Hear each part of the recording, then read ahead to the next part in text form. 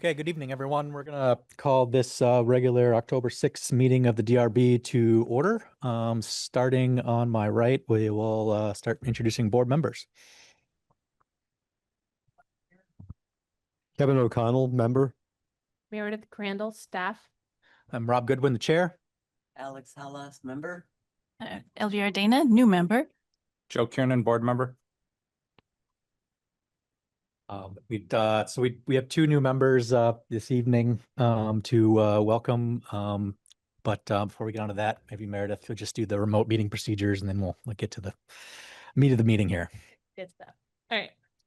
So I'm going to share my screen. This is mostly for anyone who's viewing via Orca Media, but it's useful for anybody who is remoting in for the first time. So for anyone viewing tonight's Development Review Board meeting via Orca Media, you can participate in the discussion via the Zoom platform through either video or telephone access options. To join with all of the video experience, please type this link into your web browser. Alternatively, you can dial in from any telephone using this number, and when prompted, put in this meeting ID. Under either of those options, I will be notified that you want to get into the meeting and be able to let you in. If you're having problems accessing the meeting, please email me at mcrandall@montpelier-vt.org. I will be monitoring my email throughout the meeting. For those attending via Zoom, turning your video on is optional. For everyone attending remotely, please keep your microphone on mute when you're not speaking. This will help reduce background noise. And if you wish to speak on a matter on the agenda, please raise your hand using either your physical hand or the raise hand button, and then wait for the chair to call on you. Note that the Zoom chat function should only be used for troubleshooting or logistics questions. Questions or comments about an item on the agenda need to be made verbally. In the event the public is unable to access tonight's meeting, it will need to be continued to a time and place certain. I'll now hand the meeting back over to the chair. All right, thank you, Meredith. Approval of the agenda. I'll move to approve. Second. Motion by Alex, second by Joe. All those in favor say aye. Aye. We have an agenda. Okay, well, I'll start tonight by welcoming two new members, one full-term member and one alternate. So Elvira, did I say it right? Great. I just wanted 60 seconds to introduce yourself. Greetings, I'm Elvira Dana, a resident of Montpelier. I actually got interested in joining the board as a result of participating in the process related to the Vermont College of Fine Arts and Greenway, and participating in public meetings there, which I found quite fascinating. So I'm glad to be here today at what looks like it will prove to be an interesting meeting. I'm originally from Northfield, Vermont. I worked for a time at Norwich, I think when Bill was teaching, perhaps. And then I lived for quite some time overseas, in Armenia, Serbia, and still, in fact, work for a nonprofit supervising offices in Central and Southeast Europe, luckily from the comfort of my home in Montpelier. So I'm glad to be able to do my part with, I hope, extensive guidance as I get my feet under me today. Well, thank you very much. We look forward to your expertise. Certainly have probably more than you realize. Bill, if you want to come up and... If you could, Bill, sorry, you got to go to the microphone so the minute taker can hear you. I know, it's... It's not here. Yep. Is this working? Yep. Okay, you can hear me? Everybody can hear me? It's for everybody remotely. All right, let me face the audience as well as the microphone. I'm used to, I was a professor at Norwich, so I'm used to talking to, either 20 students or none, depending on what kind of class I was going to teach. But anyway, been here for 20 years. My wife and I and dog live up on Hubbard Park, really right off of Hubbard Park Drive. It's Parkside Drive. There's a little spur that comes off of there, and we loved it here. Lived there for like I say, 20 years. We bought the land back in 1990, about 10 acres. Then we subdivided, and obviously that came in our first experience with the DRB. And we successfully managed that experience. And so we had to subdivide the land. We thought we would build on a larger parcel, and as things turned out, we did not. We built on a smaller parcel, which again, an experience with the DRB. And then we decided to sell the larger parcel, and we had to go through a BLA. Again, another experience with the DRB. And we finally sold the parcel just last year to a nice young couple who is now building out there on the 8 acres, really right off Hubbard Park. And they're a very, very welcomed, I say asset really to our neighborhood. So we're glad to have them, and to Montpelier, I believe. They're going to build a family.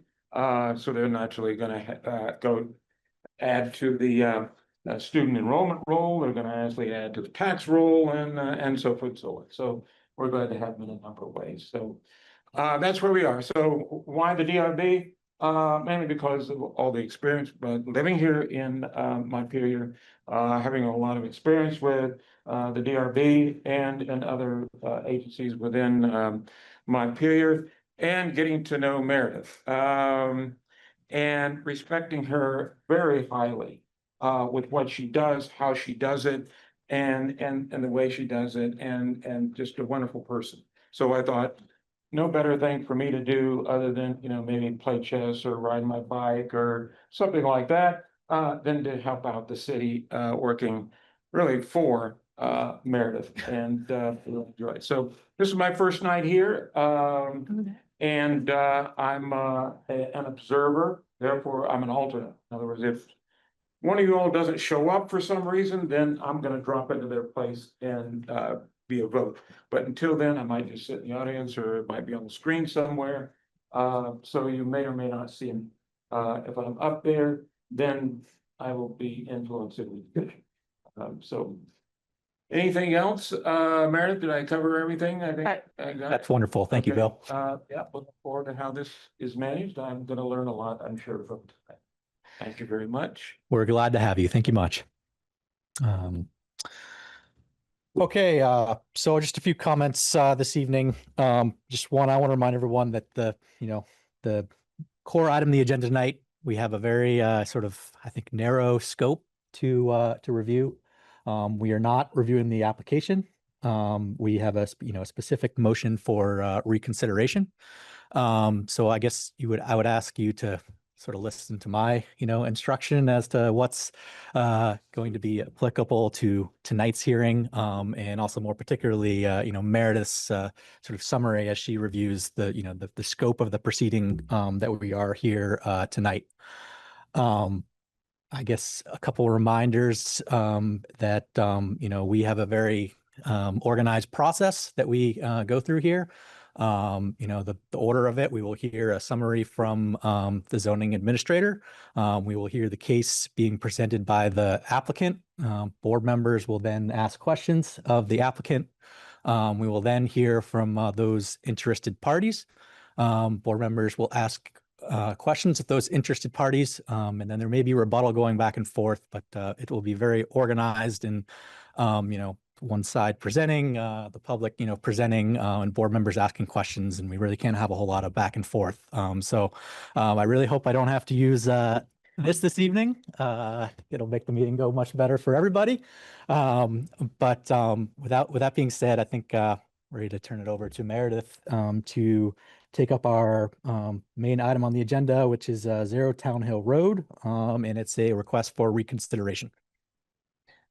Yeah, so this is first time we've had this in my 7+ years here, but it is within the DRB's rules of procedure, as well as something that's allowed under state statute specifically, that a applicant can request reconsideration of a board vote, and the scope is really narrow at this meeting. It's really more procedural than not, although there might be some discussion of some facts, that the board needs to decide whether or not to reopen the hearing that was closed on the 15th, and the allowed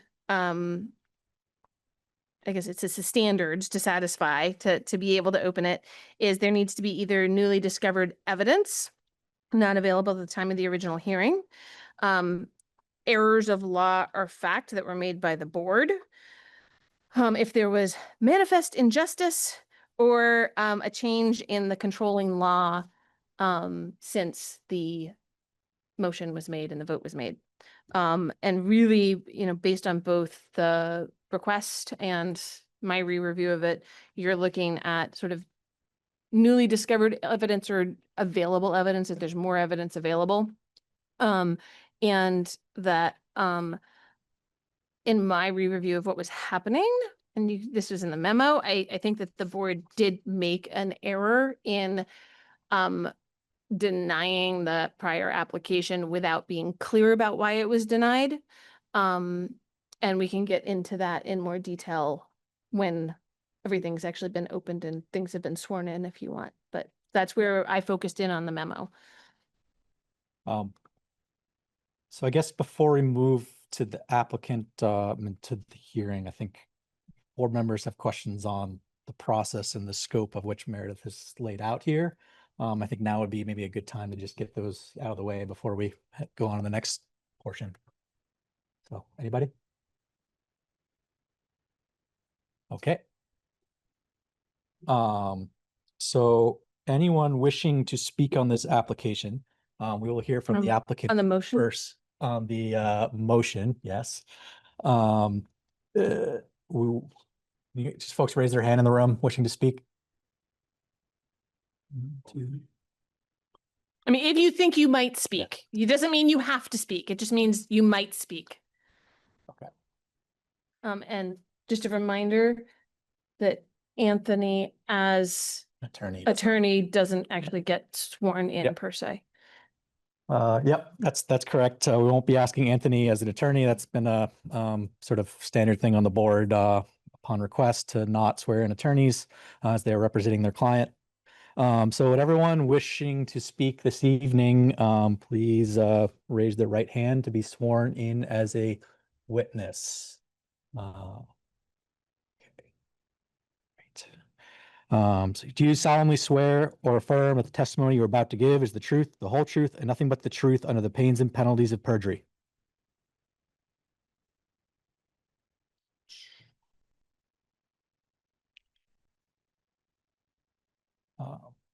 Okay, so James, feel free to come up and present your motion, request for reconsideration. Good evening. Nice to see you in person if you're on video before, and welcome to the new board members. I appreciate you all being here tonight and entertaining the motion to reconsider. I think that last meeting, there was a lot said that didn't really relate to the question at hand. And I'm hoping that we can both present some new information to the board from DPW. So we actually get them in here at a future meeting to answer any questions as it might relate to the application and have clarity on what exactly the permit is deciding and what it's not deciding. I have been working with Anthony Irapino. The crafting of the actual request motion to reconsider is a fairly legalistic thing. So I had to get a lawyer to help me do that.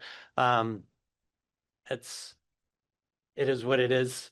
And I wanted to make sure that he had the opportunity to introduce himself and the motion as well. Anthony. Yes, good evening to everyone, and thank you for indulging my remote participation. I would much prefer, well, I should say I'm on a trip with my parents, so I'm out of town, and I'm glad to be on a trip with my parents.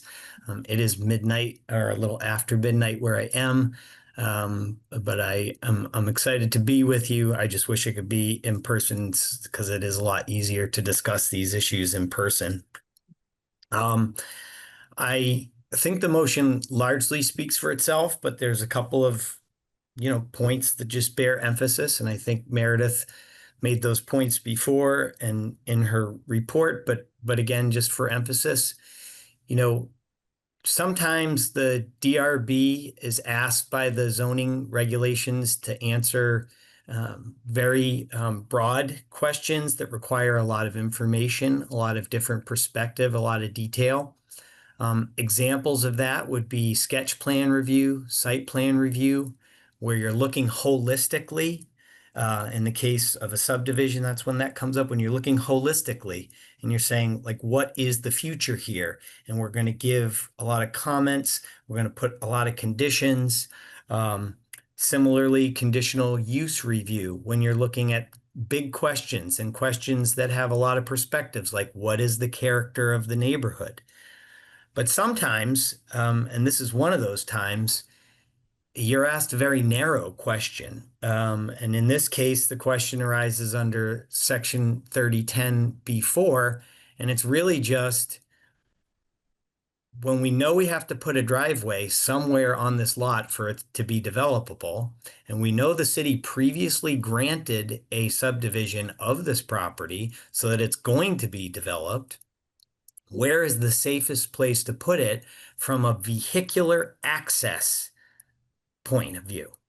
It's a narrow question. It's one that lends itself very specifically to the expertise of the Department of Public Works, which really focuses on the design and operation of our streets.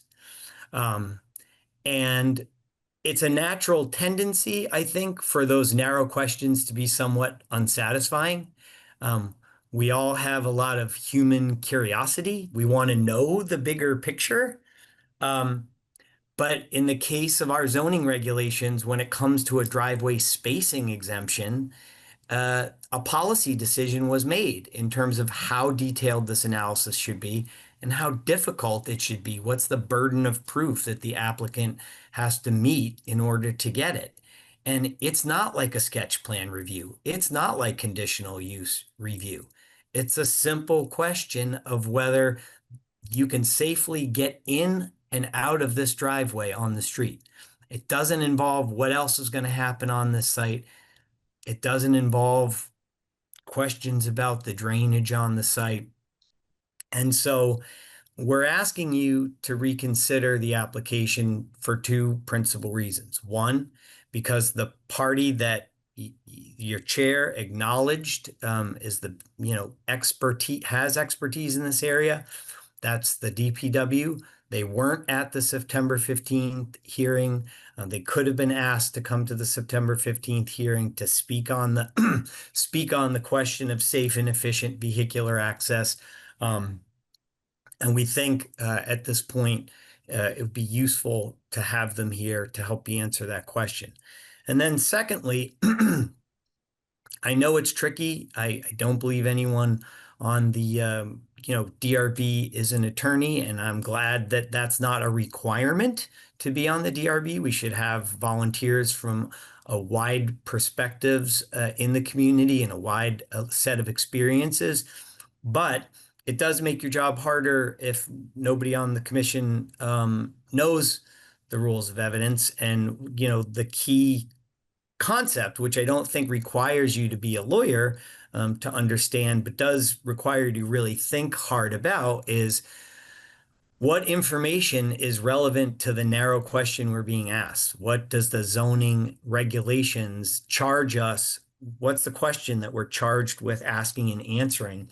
And what information do we need to have to answer the question about whether less than 45 feet spacing from the nearest driveway can still allow for safe and efficient vehicular ingress and egress from this subdivided developable lot? Understandably, again, going back to the nature of human curiosity and also the fact that sometimes the DRB is supposed to ask for quite a lot of detail before moving on in the process. We think a lot of the information that was presented to you and considered by some in voting on the motion to deny or to approve the application, and everyone did. 4 members voted to deny it. And we think that information went well beyond the narrow question of safe and efficient vehicular access. And as a result of that, we'd ask you to reconsider the decision, ask you to get the DPW in to speak to the narrow and technical question that they have expertise on. And to the extent that others are wanting to speak on it, that make sure that they are speaking specifically to the question that the zoning requires you to answer, and not to many other issues that some may wish the zoning required you to answer before making a curb cut spacing exemption call. But that in fact they don't ask you to answer before making a curb cut spacing exemption call. So hopefully you've had a chance to read our memo. Hopefully you've had a chance to read or you've heard from, but hopefully you've had a chance to read Meredith's memo. So I'm very happy to answer any questions that you may have about the analysis that we've presented in there, particularly questions about stormwater management and what does and doesn't apply. But it's late here, and I know that you all are there with a single agenda item, so I'll leave it at that unless you have questions. But I would like the chance to reply as members of the public come to speak, because I'm not sure what they're speaking about in terms of the narrow scope of the motion. And I do hate to say this, but I will ask to be called on because this is a hearing that is governed by the rules of evidence. If we do get into discussions that go far afield of the narrow questions before you, I don't like to do it, and I'm sure James doesn't like to have me here to do it. But if we go far afield, I will respectfully ask the chance to be recognized to object when we've gotten off track. So appreciate your time tonight, and I'll stand by for questions. Otherwise, I'll go on mute. Thank you, Anthony. Questions from the board? Alex. Actually, a 3-part question. And I'll start with 310B3A, where it says that the Development Review Board may reduce spacing for residential driveways based on the site and street conditions. What do you think site means in this instance? And what do you think street conditions means in this instance? Anthony and James, you're free to answer that. Sorry, I didn't know if you were asking me or Meredith. Was that to staff or was that to the applicant? Is to anybody who can answer what site and street conditions means. Meredith, do you have anything to add to that, or should we go to the applicant? I can tell you how I interpret it. So, and when I'm looking at something like this, site in this instance is things like the slope involved, whether there are lots of trees, what the curvature of the street is, right? What are the sight lines? Those are things that we ask DPW to take a look at. Yes, there are questions at times about the amount of traffic, but that's really not the site condition, right? So here it really is about what is it going to look like? Like we've had instances where somebody had to pick a location for a curb cut for access to a parcel that most of the street frontage was really steep cliffs. So that's not a doable place to put an access. So they had to put it way on one end of the parcel, which means it's a lot closer to other driveways. But it was also a curvy road. So, in that particular instance, there was a lot of information was requested. And when I'm saying a curvy road, I'm saying River Street after the roundabout heading, with the river on one side heading out to the Barry Montpelier Road, right? That's the kind of really extreme situation where a bunch of information was called in. Here it's definitely, what's the width of the street? And usually those things, it comes down to a lot of the time, does DPW approve it? Because they review those things under the V-Trans standards. Okay, and the second question is, what's the force of the may? The Development Review Board may. Because the standard is clear, 45 feet. And it doesn't say that the Development Review Board must or should, but may.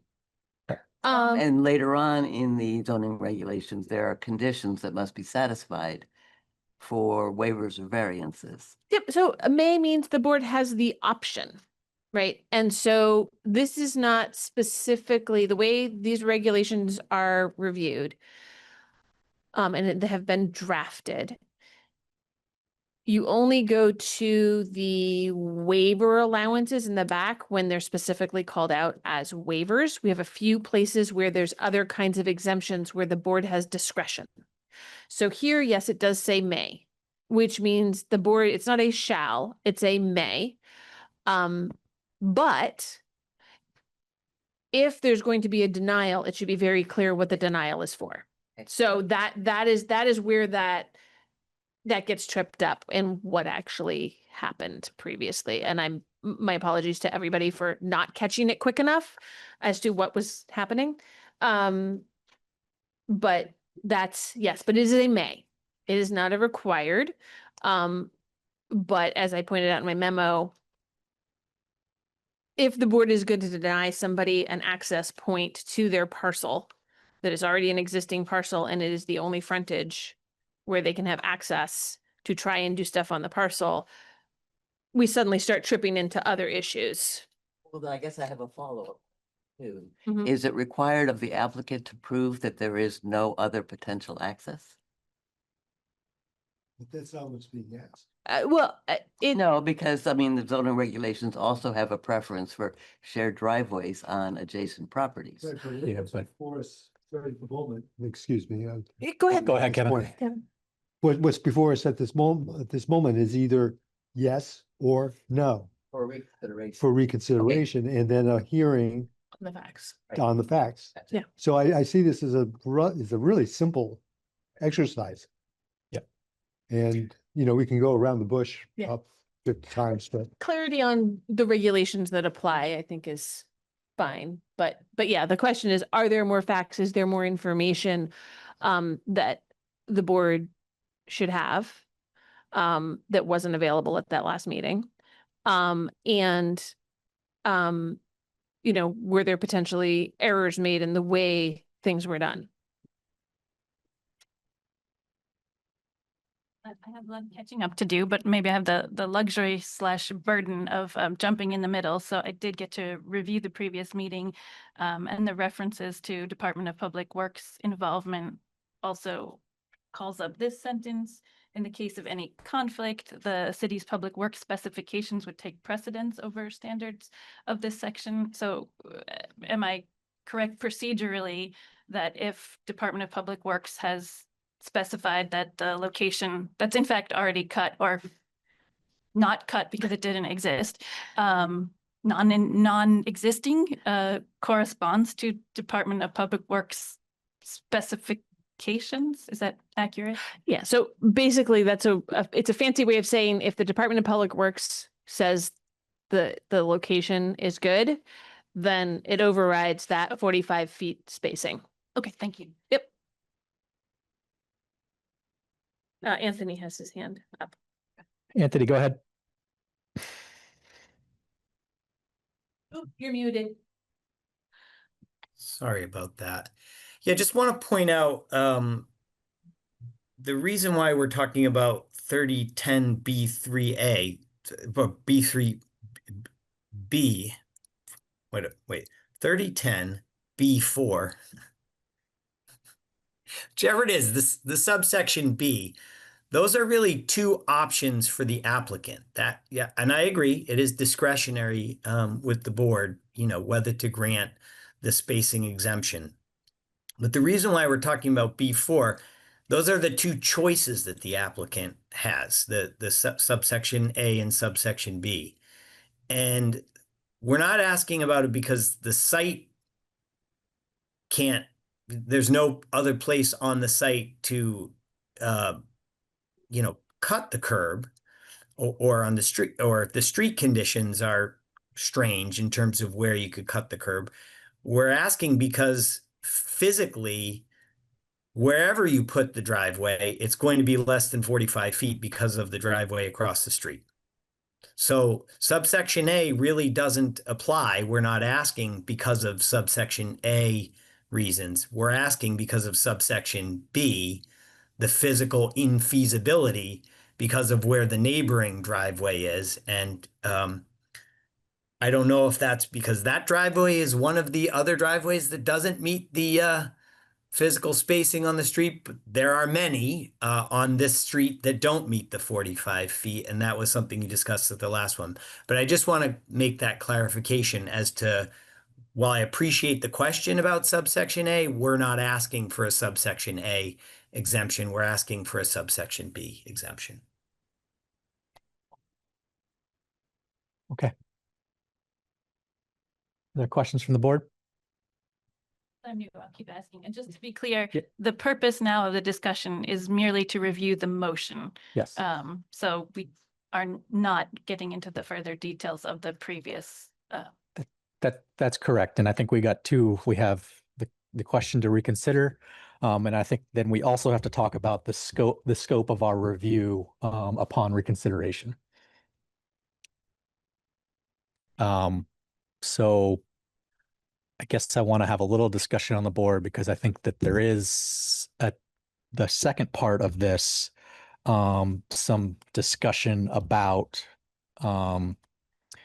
whether we, I guess, limit this to the location of the curb cut as it relates to safety and really the review that Public Works has already done, or if there are aspects of the location of the curb cut between points A and B on this parcel, wherever it can be, that do relate to drainage in some way. And I think that answering the question about does drainage apply and how limited is our review on drainage as this comes back. And I think that's important because Public Works, if they were to come back upon reconsideration, may need to answer specific questions about that, and they need to know what those are. Does that make sense? Summed up the question. Yeah. Okay. So we're trying to determine whether or not we're even supposed to consider drainage. Is that what you're saying? I think that's the second part of our hearing tonight, because we have to, talk about the scope of what we're going to narrow the discussion to at the next meeting. Yes. Okay. For the reopened hearing, whether it's the whole application, if it's just 3010, if it's other general, other things that were noted in that staff report. So other provisions like the erosion control, right? And so there were things that were discussed. Some of those, even in my staff report, I said don't apply for various reasons. And some of them I had applied administratively and approved administratively. And they would have been either completely administrative, or there's some argument in the motion to request to reconsider, that say that they shouldn't have applied at all even. And so the question is, how broad is the board going to be looking at things if they reopen the hearing? Because the applicant and any other experts or witnesses need to know how much information they need to prepare. So is I it understand. just that spacing question and stuff under 3010, or is it also, like I did in my potential motion here, is it also like 3008 erosion control? Are there other things that you want to have information on that lets, the applicant know if they need to have an engineer present and what type of engineer, all of those things. So that was part of the reasoning behind my asking about site and street conditions too, is So how those are defined. Yeah. James, you've had your hand up if you want to respond. Yeah, if I could, I think there have been three terms used just in the last few minutes: drainage, stormwater, and erosion control. And those are different things.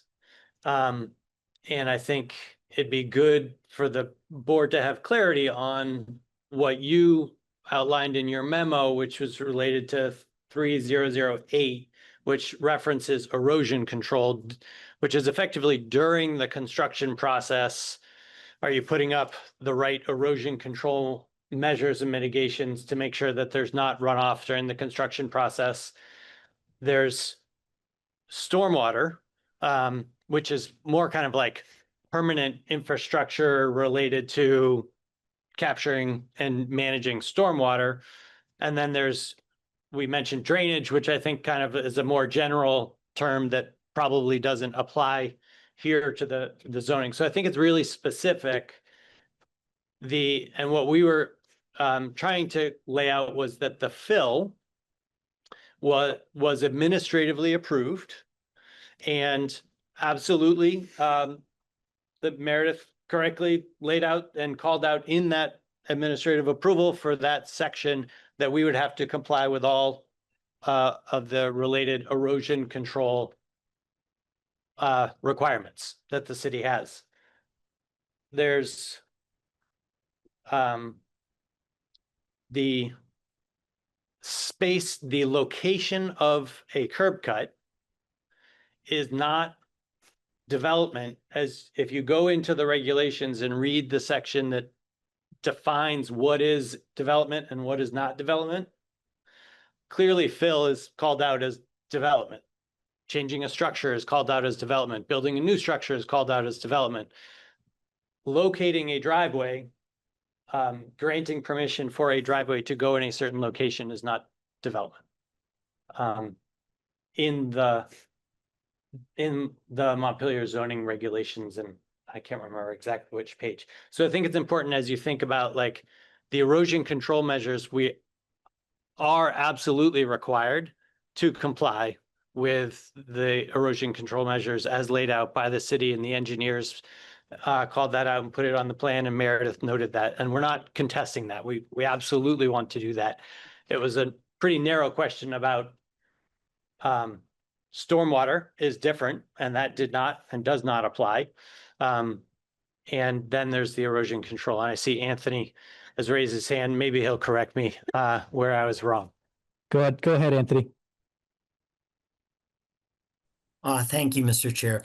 Yeah, I don't mean to correct James. Please 'cause do if I'm wrong. No, well, I agree that erosion prevention and sediment control, which again applies to the construction phase, not to the as-built conditions of the site, just when you're opening up the earth, and thus there's a higher risk of sediment being washed away. So are you doing things like placing silt fences around the area that's raw earth that's exposed? Are you putting erosion matting blankets? That applies, and as James said, they intend to comply with that.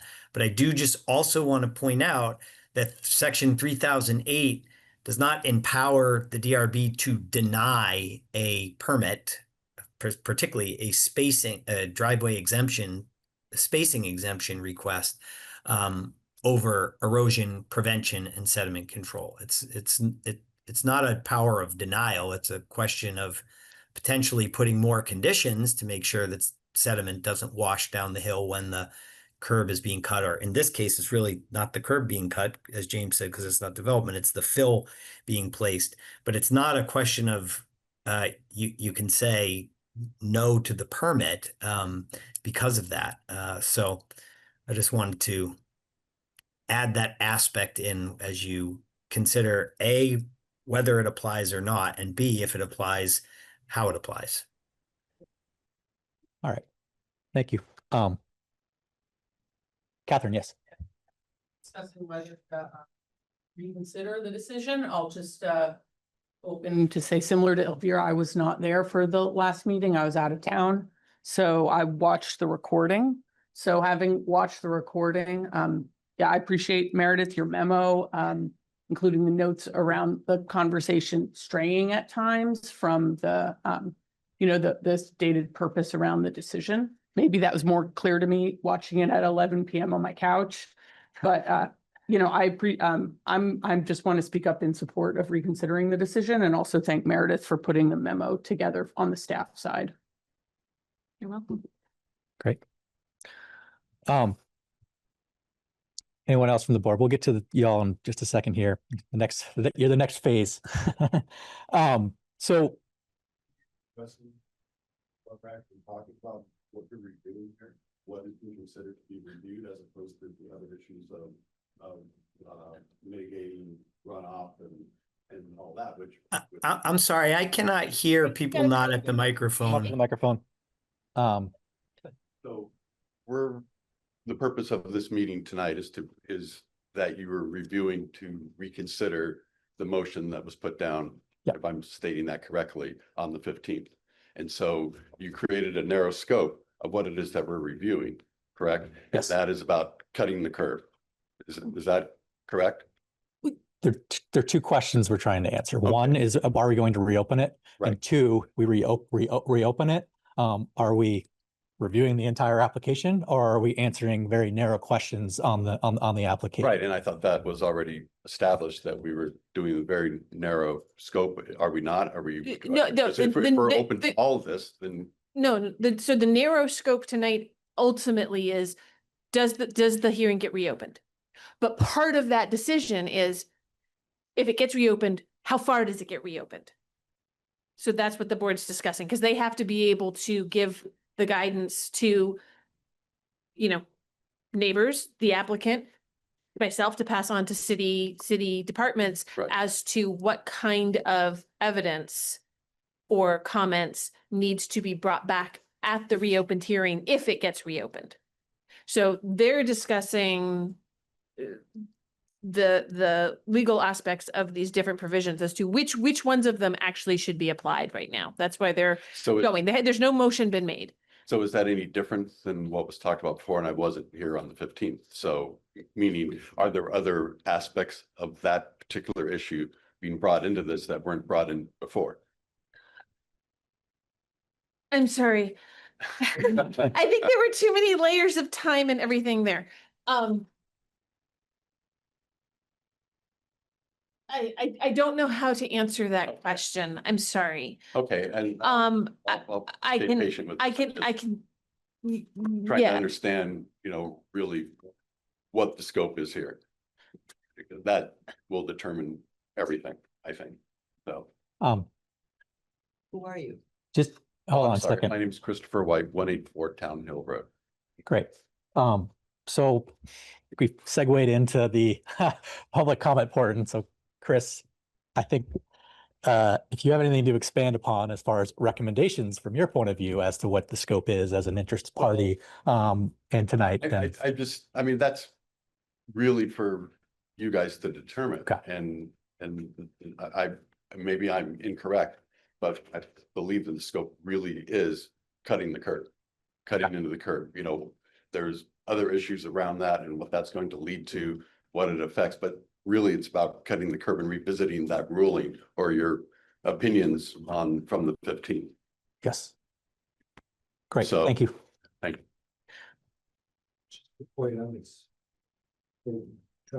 Yes, thank you. All right, so we'll take the next speaker. If you want to just state your name at the microphone. Hello, everyone. My name is Jessica Ball, address 219 Town Hill Road. Thank you. I have a few notes, please bear with me. So as far as I understand it, the applicant is seeking reconsideration for the board's September 15th denial of the application under section 3010. And that motion rests in two arguments. One, that the board improperly considered irrelevant evidence. And that two, the board should have heard from the Department of Public Works before ruling. my first question is, where was the DPW on September 15th? I'm sorry, is that a question you want answered right now, or is you have a bunch of questions? So it's- keep track. That's my first open-ended question, which was, if it was so important to have them weigh in on this decision, where were they? They should have been there. I think the applicant correctly notes reconsideration akin to Rule 59E. We've seen there's been extraordinary remedies before, but really used only when there has been either newly discovered evidence unavailable at the time of the hearing, but it seems that the DPW had already weighed in prior to September 15th, but they weren't there. And also that, they've reopened extraordinary remedies in situations where the tribunal committed a manifest error of law of fact. So, I don't think that reconsideration is an opportunity to relitigate issues that have already been argued.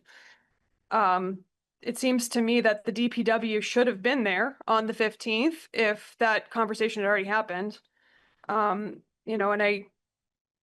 I'm just going to kind of end with that, my concerns still hold. We are not here to discuss whatever structure is going to go on the buildable parcel. However, it definitely should be thought of when considering the volume of traffic that may or may not be going up and down this driveway when this driveway gets built, should it get built. So I just want that to be in the back of everybody's mind. I don't believe this to be a project that is going to be the construction of a single family residence. And so that could be a great number of cars. So I think we're just gonna have to rein it in a little bit on talking about the proposed development, because that's not in our purview here. Last meeting, it was gonna be a single. Okay, you can just speak Second. from the audience. So I know we're here to talk about a curb cut and we're here to talk about a driveway, but a driveway exists because cars need to go on it. So I ask the board to please consider the possible implications of volume of traffic based on what may or may not go there, because none of us really know. Thank you. Thank you very much. Next speaker, please. State your name at the microphone and go right ahead. Robert Pesci, 169 Town Hill Road. Thank you.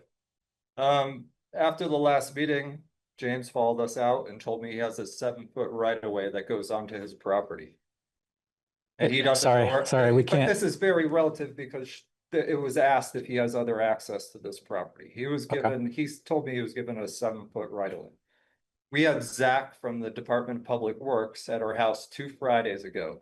We talked about the cistern that he gave my partner an ultimatum after the meeting that. Mr. Chair, I have to object. This We're just gonna. is hearsay testimony. You can't We repeat have multiple something people that's. there for this, sir. Wait, so can I just, I'm sorry, There are rules, wait, sir. Hold on. hold on one second. So you've raised something that was not proven at the previous meeting. So this is a potential fact, right? Okay. That should maybe be cleared up if the hearing's reopened. He told us that he wasn't gonna do anything to mitigate the water onto our property. He didn't agree to his. And Zach, this is 100% with this. Zach was at our house 2 Fridays ago. Mr. I'm sorry, Mr. Yeah, sorry, we're just sorry. We're. This is hearsay evidence. It's objection. That was being put in. And You- he said it was gonna you go can- across my Hold on. property to the pond. So you guys. It's reopened, he can testify about this, if it's reopened. Yeah, if it's reopened, we can approach those issues and rule on them at that time.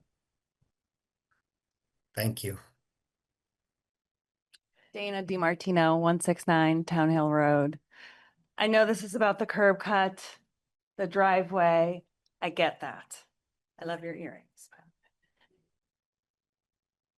My dad's an engineer for a very large corporation. You build the driveway, you know what you're building it to, right? And I know that's not what we're talking about. Thank you, Anthony. I know.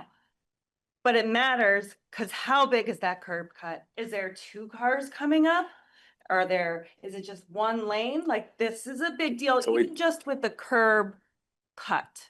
It is a big deal to know what we are talking about. I know it's a different meeting, but James has been at those Act 181 meetings, as I'm sure you guys have too. I know there's a housing development of some sort. I'm not dumb. And I know we need housing. I live here too. I get it. This is a rural area. This is not going to fit. It's going to change the character of our community. Can't get testimony on the future development. Next speaker, please. My name is Larry Forsyth. I live on 75 Grandview Terrace.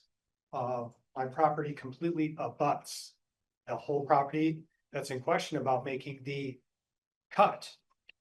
So I guess my big concern is that I was never informed that this cut was going to happen until one of my neighbors brought it up. So I'm really disappointed in the board here that I wouldn't be informed that this was going to be here, because I actually came to the wrong meeting earlier and Meredith said, no, that's the one at 7. And so I was never informed that this was going to happen. So I don't know. Hold on a second. Can I just clarify? Were you talking about the previous meeting or tonight's meeting about being informed?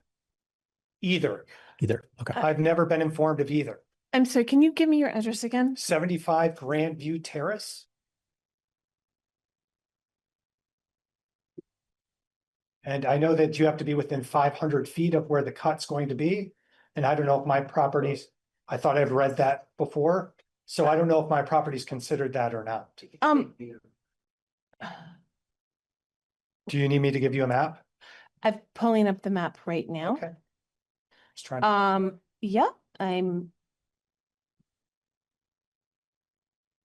I don't have access to my server to look at the abutter list. So You should have received a. So right here, I understand this is from Zillow. This is not the one from the Yeah, city. You're on the Sir, side. you have to be at the microphone. I know you're in a butter. What I'm saying is I can't go pull up my Excel spreadsheet right this second to see if you were on the list to get a mailing for the original hearing, because the way my computer got updated, I can't get into this Meredith, I server. So apologize, but you would should have everyone gotten like to see how I abut or not? If you don't. I wanna can see it, show it up on the screen. If you just said give me a you're second. having a problem. No, Meredith. as in I'm gonna go look at the Excel spreadsheet developed that would have created a letter for you so that I can double check whether a letter was sent. That's what I was going to check, not whether or not you're in a butter. I wasn't clear what it was you wanted me to show. I was trying to give you I was trying to check a different piece of information to be able to see whether or not I had mailed you the letter, not whether or not you're in a butter. So if you give me a second, I can share it so that everybody can see it. Well, can I just suggest that for the respect of everyone's time, that's not really relevant to the issue at hand. The Anthony, gentleman I'm is. sure you had time to talk earlier. No, sir, you're at the meeting. meeting, so you've been given notice. And if you need to take up the I'm not question, at the meeting and I wasn't given notice. you're at this meeting, sir. Harder. But can't have this This back. is something it's not, You gotta it direct doesn't affect the decision of the board.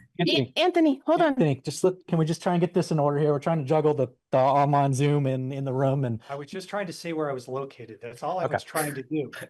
That's all I was doing. So everyone knows. What does it have to do with the motion? I apologize. Okay. Meredith, I apologize. Anthony, I apologize.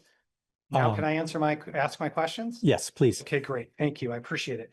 Because I didn't know about this meeting, I just want to know if it's in my purview that I should get an opportunity to bring a lawyer myself, if that's the case, because they were able to bring a lawyer. So I wasn't known about this meeting, so I wasn't able to bring someone to defend myself. So that's one thing that I'm concerned about, because he was able to have representation, but I was not able to have representation, because it's kind of giving me the impression that because Anthony knows what he's supposedly doing, and it's always good that we have individuals that aren't lawyers and things like that. So I'm under the impression that there's some legalese happening that I might not know about. And that's what I'm concerned is that I don't have proper representation for this matter. That's my first concern. It's not a question, it's a statement, I understand. I will get to my actual question in a second because I'm very concerned about that. Also, my other concern is I didn't receive the letter. And then the other is the very concerned about the size of the cutout, just as someone else said before. Really would like to know about the size because does it need to be 2 lanes? I think that's very important. And as we found out before, you already made a determination. So it's up to them to basically change your minds. Or what you're saying is you want to impact, I don't know, about $2.5 million worth of taxes with this cutout.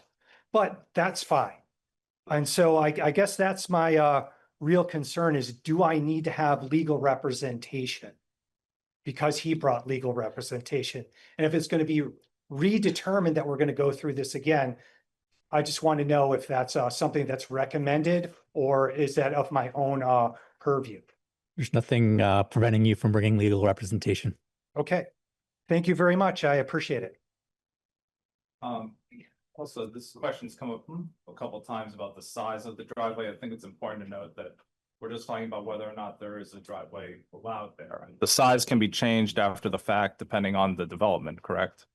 Right. So this is a curb cut, right? And I understand the desire to link that with a driveway. And yes, there's some fill going in that is a potential location for a future driveway. But if future development requires a wider curb cut, Department of Public Works would require that wider curb cut. That would be part of the future development review, as well as where the actual driveway would go and the what kind of surface it would be, how many lanes it would have to be, whether or not there would need to be island in the middle. Those are all things that you look at later.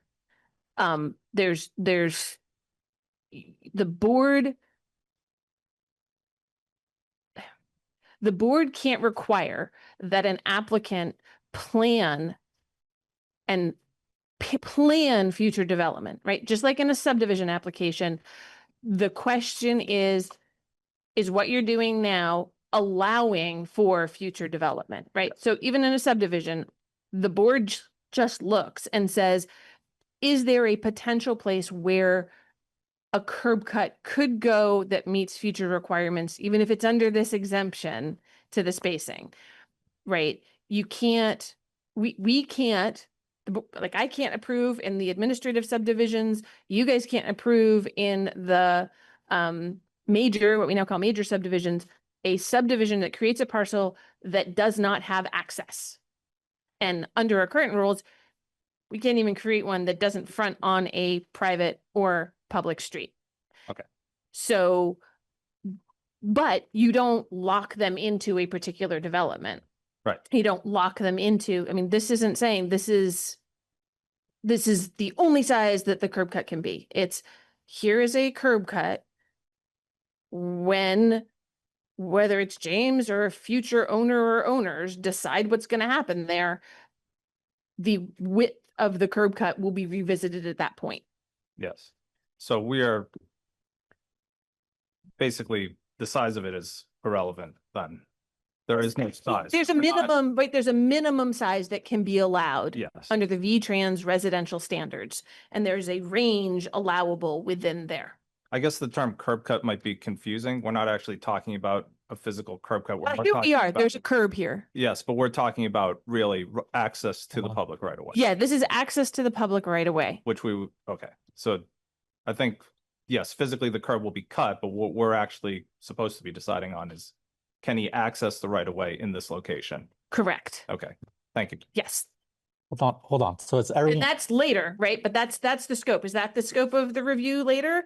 Okay. Or other factors coming in? So that's one of the issues, but that is the narrowest scope. Okay. That the board could consider at a future meeting if it was reopened. So moving with the process here, has everyone in the public gotten a chance to speak? Okay. Thank you. I can't talk about. We're letting everyone get their first turn and I had my hand up. Yes. Hi, my name is Seamus Lombardo. I live at 15 Grandview Terrace. This is my first one of these meetings. I'm excited to be here. I just want to express my support for reopening the motion and the curb cut.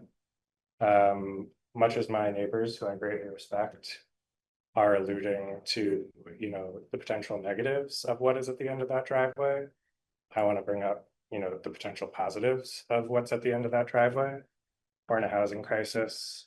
I've got a child on the way. I really care about this town. Wait, And so that's not what it's about, where's Anthony? I'm just expressing my Yeah, support. thank you. for you. Thank you. Thank you. Also, my question is like, am I in a butter? I want to understand that because it's my first meeting. Yep, and you are 15, right? Yeah. So give me 1 second and I'll reshare the screen once I've got it up. So you don't share a boundary. Give me 1 second.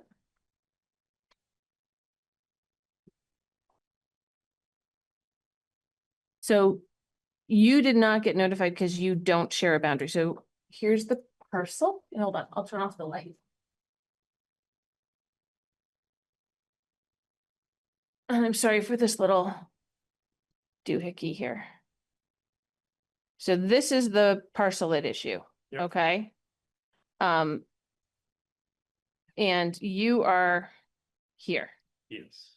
So what we do is we look at parcels that touch and then parcels that are on the other side of right of ways. Okay. And so, you know, we err on the side of caution and we go kitty corner as well. And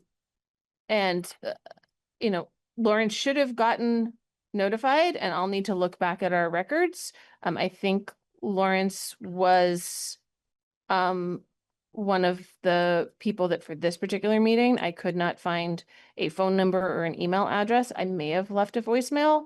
I'm pretty sure we sent a written notice of the original hearing, but I'll have to go back and look at the spreadsheet of addresses. But yeah, you're over here, so that's why you didn't get specified notice of this. Okay.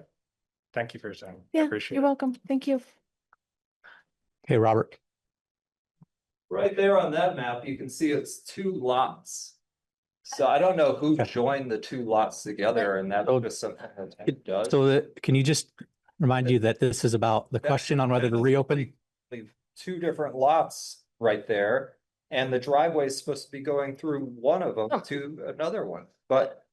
No, I'm so confused. And the negligence of leaving a curb cut open to a 16-foot drop because it saved $350 in taxpayer So, money. this is very relevant. No, it's completely, In a driveway.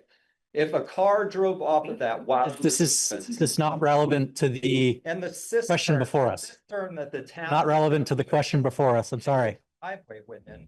It's gonna be stormwater coming off the. Sorry, sir. Zach told me that water was gonna run across my property. That is 100% related to the driveway going. It's in. not relevant to the reconsideration motion before us.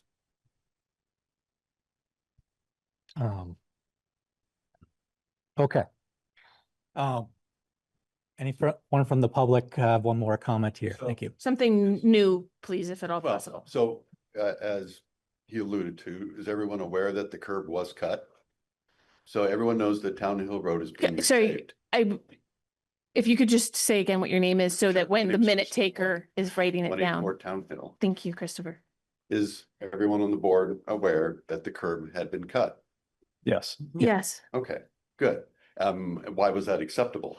And that's an open question, and I know that's not relevant to the review of the topic at hand. But we know how wide it's going to be. We know that it was cut, you know, well before the meeting. And yes, it's been filled in since. So I can answer this. I mean, I did factor it into my decision at the beginning, okay. which is why I voted to deny. Since then, I've learned some things. Basically, we shouldn't have taken that into consideration. I do share your concerns about it, which is why I did factor it in at the beginning. but that doesn't change kind of the scope of what was actually before us. And so going forward, it won't factor in anymore, but I do share your concerns. Yeah. I do understand them. I think So, that Joe is correct. Again, And I'm more than happy to keep this to, why we're here, and that's the review of the curb cut. That's what I expect to see and expect to hear here, the review of that ruling and that decision. But yes, thank you. Yeah, I think that, the chair would agree with what Joe had said. And I would just say that I think that, the fact that the curb being cut was, an element that complicated the discussion at the previous, hearing and part of why we are, why we are here. And so, I think as the chair at this point, I'll go on the, the record and say that I fully support the, the reconsideration here. I'm sensing from the board that we're leaning in that direction. I think go further to say that, any factors that they were taking up in the reconsideration really just have to do with the location of the curb butt between point A and point B. It does not have to do with a yes or no as to whether there will be a curb cut or there will not be, a curb cut. So I guess we're leading towards a motion here, but I think that it would be enough to limit it to, just that.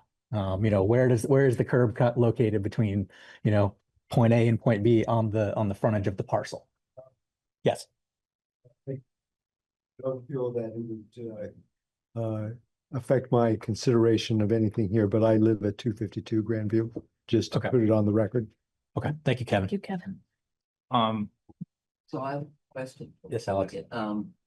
Does that mean that no procedural issues would be part of our discussion upon reconsideration? Procedural issues. Well, the ones that Joe just said he was mistaken in taking into consideration, the fact that the curb cut was made preemptively in advance of the decision.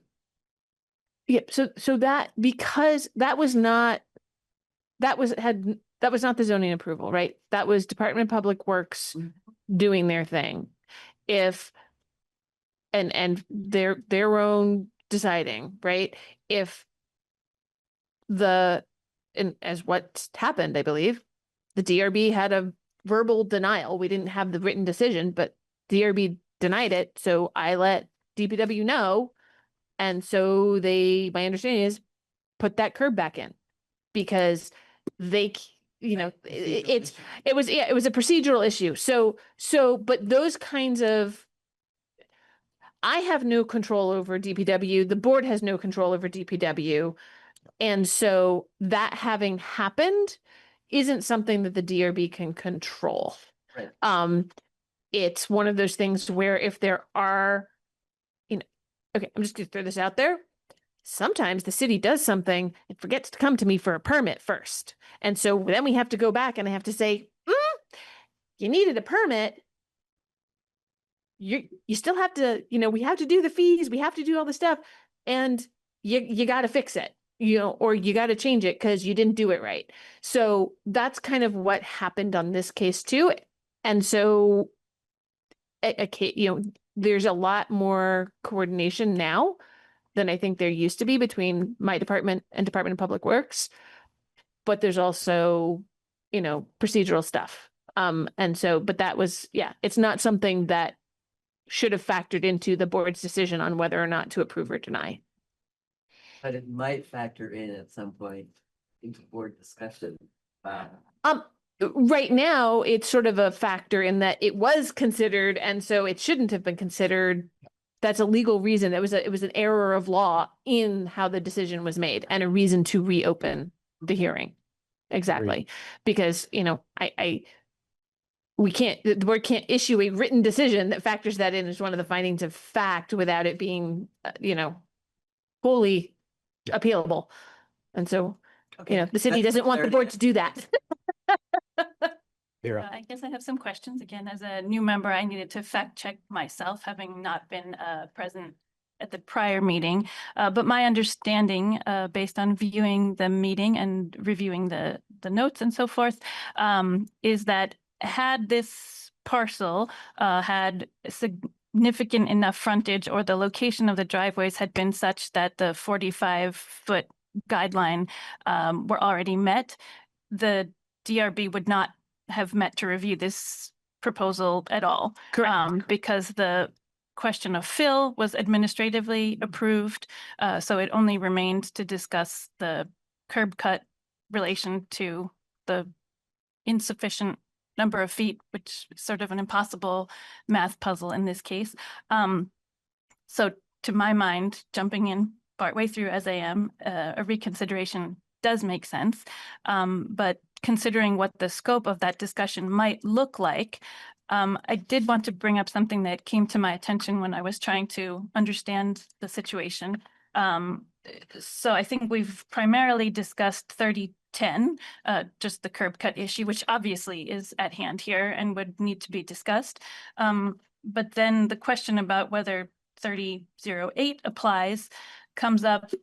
And the thing that strikes me in the site plan is that the steepest slope is labeled at 29.99%, which is 0.01% away from the 30 or greater slope criteria for required erosion control and engineering plans, if I understood correctly.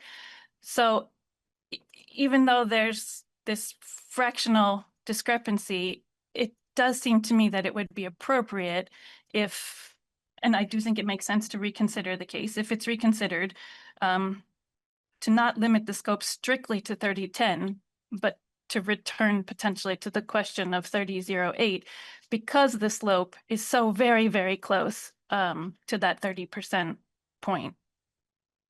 And I may be missing a whole lot of things here because I'm brand new, but.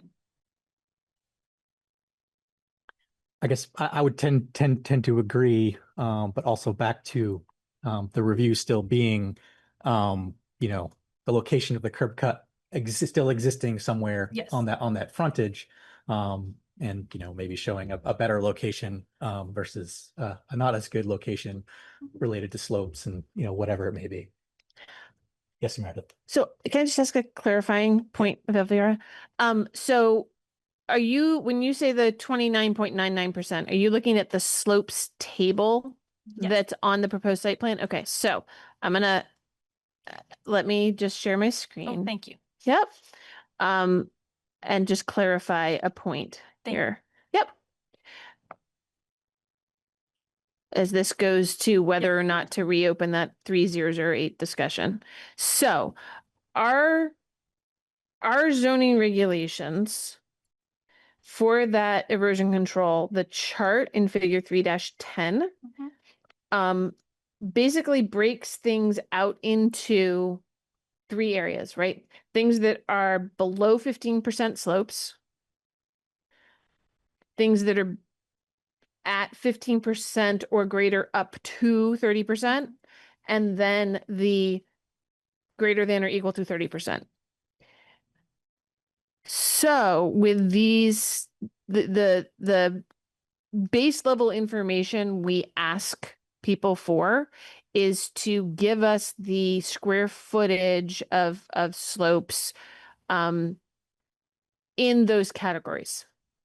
So when I look at this, right, and this is the proposed site plan, there's, this amount of slopes that are between that 15 to 29.99% for the proposed. The existing, I don't know why these are 2 different things. The existing had an amount of slopes in that range as well. If there had been 30% or greater slopes being impacted in any way at all, right? Not necessarily disturbed, but involved in the work area, right? They would have had to show me that on here. We just haven't hit that trigger point, and the zoning regulations have to have cut and dry trigger points, or it becomes really, really hard to administratively approve anything. So that 0.01% is material. That 0.01% is fully material. This really means that the yellow is slopes that are less than 15 and the green are slopes that are less than 30. It doesn't mean that any of them are 29.99% of Right, the I slope. understand. Okay. Yeah, and so because we didn't hit those trigger points, I don't then make applicants go back and get me even more detailed engineering information and more minutia. Because there was, and this is actually, just to bring it up, because this is the first meeting for you on this. These ranges are actually a recent change. So the most recent change just in July on how we deal with slopes and erosion control and what the trigger points are. We used to require more minute information. And so things like somebody just installing or widening a stairwell to get access from their front door to the street triggered, you need an engineered plane, you have to go to the DRB and all of that. So we're working with this right now as our first few months of this stepped back, more higher tier review of slopes impacts and erosion control. And so if the board has feedback about that and is saying that it's potentially problematic, get me that. I can move it to the planning commission because the planning commission is doing a really detailed deep dive on all of the zoning regs. So, but this is, there is this balancing of how much detail do you require? And so they've sort of stepped back to those trigger points a little bit. 30% slopes is remaining a trigger point for a reason. But they had to provide enough information to say, did we hit these trigger points? Okay. Well, thank you for that clarification. In that case, I understand that this component of the original request was administratively cleared, and really the scope of further discussion does seem to my mind to relate only to the 3010 then, I guess. Thanks.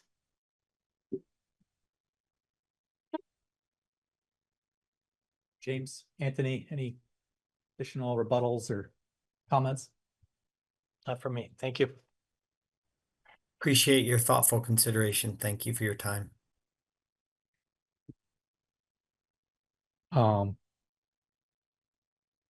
What's the pleasure of the board? We have, I guess, a couple options here.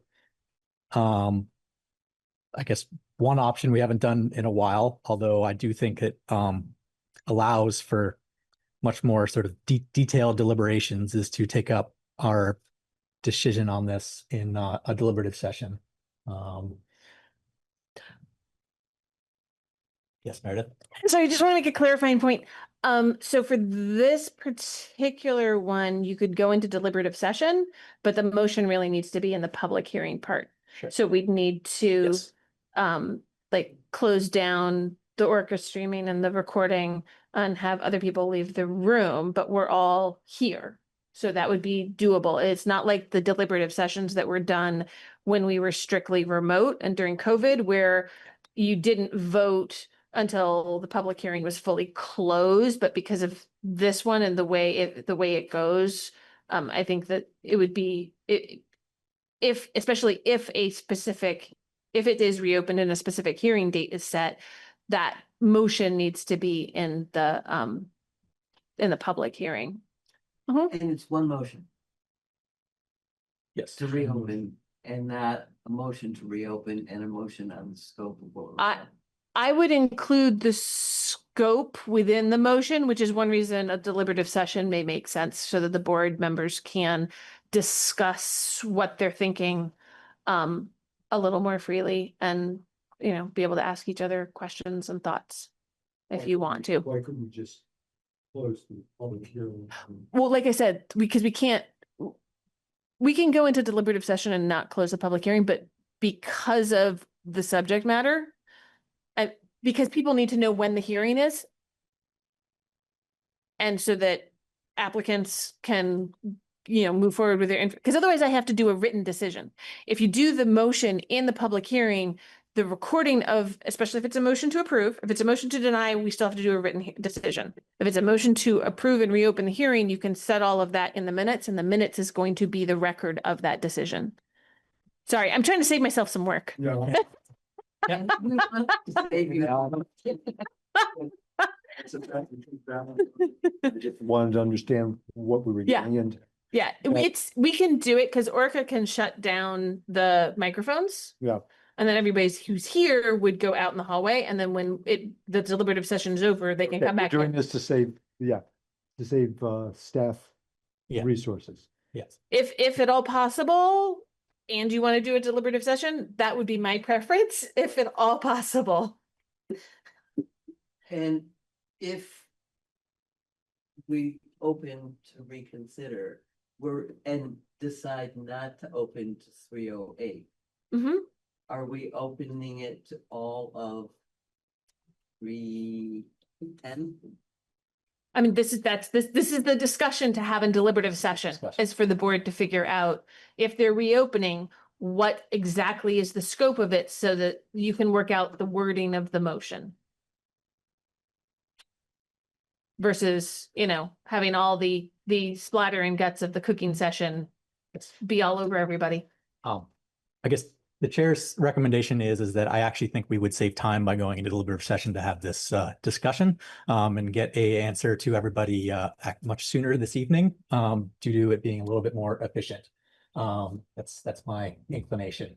And I would recommend a motion just to make sure we consider everything to include 3010 and 308 and and yes, to reconsideration So that's your thought, is to have both of them for the reopened hearing? for the, yes. So, but that's not a motion. I'd look to the pleasure of the board here to That's a labeling of what the executive session will take up. That's a description. could be. I'm just trying to move the conversation along to get to the motion so we can get to the yeah, deciding. And so if somebody wants to make a motion to go into deliberative session, it's not closing the hearing, it's just moving to go into deliberative session to discuss what the board's gonna do. Yeah, in which case we could make it a general motion. Yeah, this is just a general, if that's what the board wants to do, it's a general motion to go into deliberative session. yes. And Let's not complicate it further. Yeah, let's do it. Yep. so, Is that a motion, Kevin? It's a motion. okay, so Kevin moves to go into deliberative session to discuss the future motion. I'll second. We'll do a roll call vote. Catherine, yes. Kevin, Yes. Alex, Yes. Vera, Yes. Joe. I mean, no, I have enough to vote now. Okay, Yeah. that's fine. Rob votes yes. So that's 1, 2, 6 to 1. Fi- 5-1. 5-1. Don't 5-1. count me. Remember, I don't vote. No. Okay. Okay, so that passes. It's not something that we we aim to do, but I think it was the right decision to have a good educated discussion among all of us and really actually save time. So thank you very much. And with that, we do have a motion to bring up, and I will entertain that motion. Motion to reconsider application Z 2025-0091 with the hearing to reopen on November 3rd, 2025. Subject of discussion limited to whether the proposed access to Town Hill Road complies with section 3010. And the board specifically requests that the applicant provide an updated site plan that shows the driveway across the street, corrects the abutting property owners,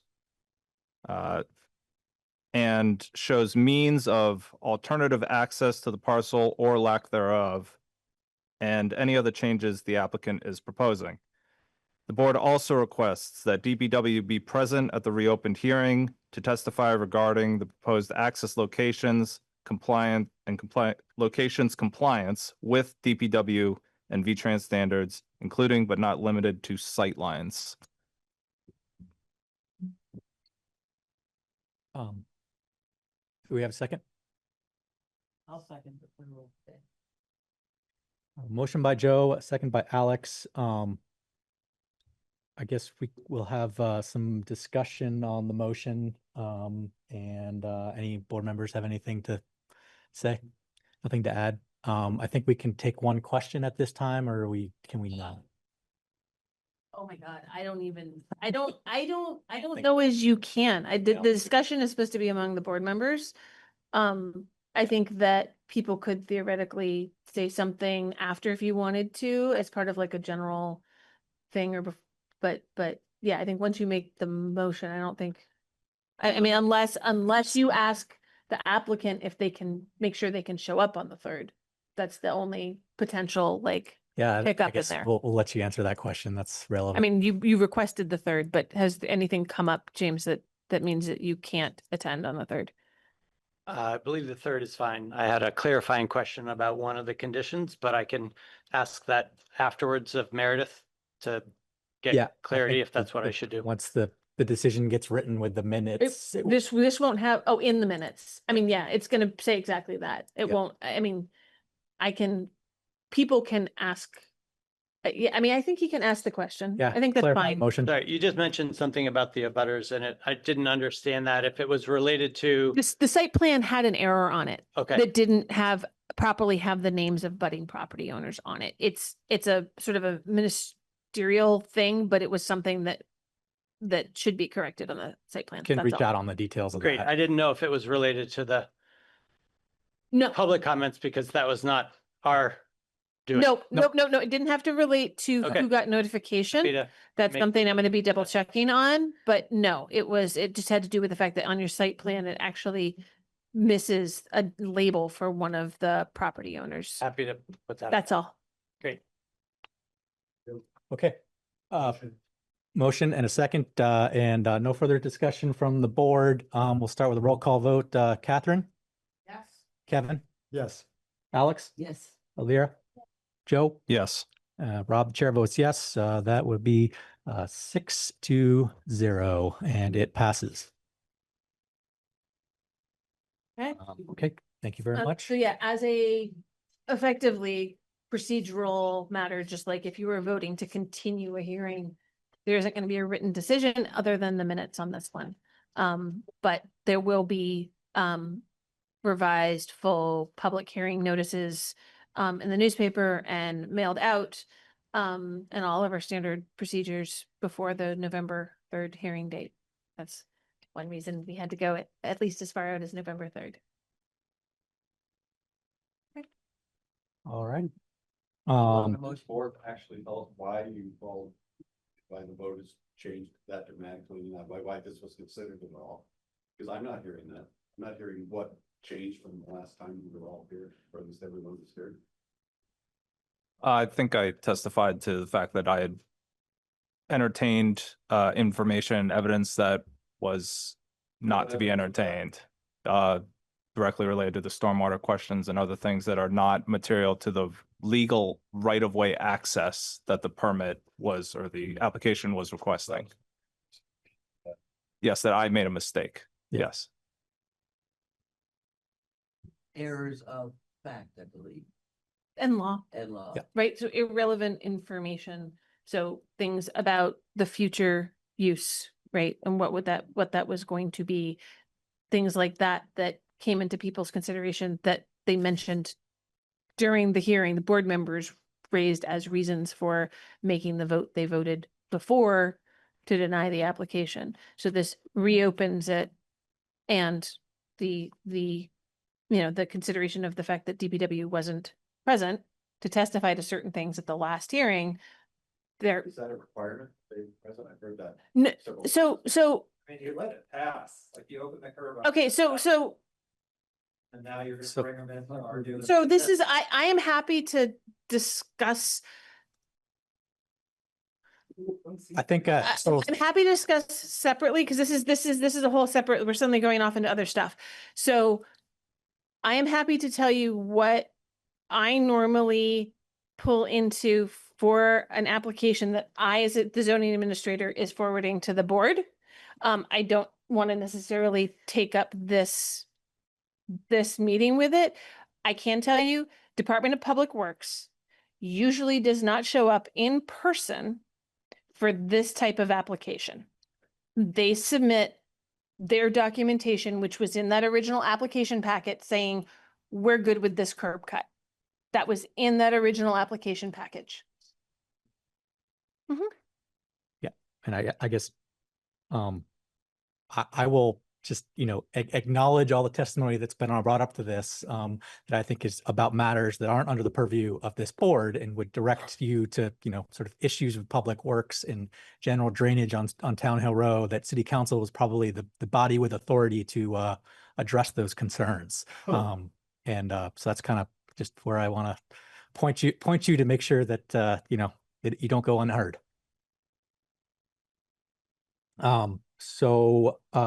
Meeting minutes for 9:15. Second. Okay, all those in favor of approval of the minutes from 9:15, say aye. Aye. Minutes are approved for Oh, 9:15. Well, do you want to call the nays because? Nay, anyone, Okay, it's thank getting you. late. It's getting late. Anyone opposed? No one opposed? Thank you, Meredith. Everybody. Thank you. Sorry. I Late. just know that wasn't all the voices, so it's okay. We got at least. Okay, our next meeting is going to be Monday, October 20th. We have one application. I Yes. believe it's an appeal, and I think everyone should have information distributed on that already. So, Yep. yeah. Okay. So, Motion to adjourn. Second. Joe, second from Kevin. All those in favor say aye. Nays? None. Great.